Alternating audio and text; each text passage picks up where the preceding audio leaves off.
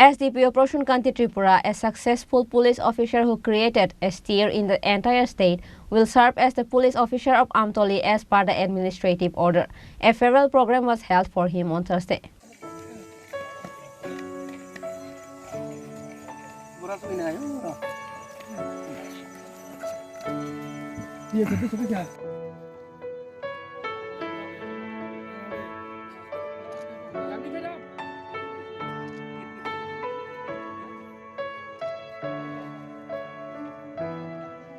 The departing sub-divisional police officer Prasunkanti Tripura left a great impression in terms of social activities in Telemura, even at the time of farewell. On Thursday, under the leadership of Prasunkanti Tripura, blankets were distributed among the poor and needy in Toithampoi, Maharanipur, and Mungyakami area under Telemura sub-division.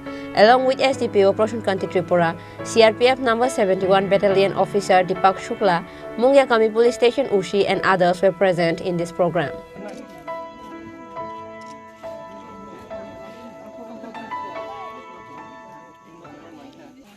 এটা ত্রিপুরা পাড়া বলে এটাকে। এখানে TSR camp আছে।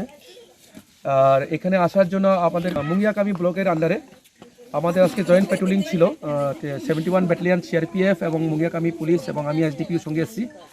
তো এখানে আসা যাওয়ার জন্য একটাই রাস্তা আছে ব্রিকসোলিং, সেটাও উপর পর্যন্ত আসে, এরপর নিচে হেঁটে আসতে হয়।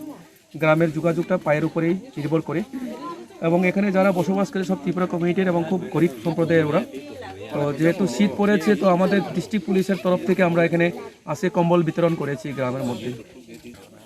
আজকে আমার সাথে আছে এখানে Deepak Shukla, deputy commandant, assistant commandant 71 battalion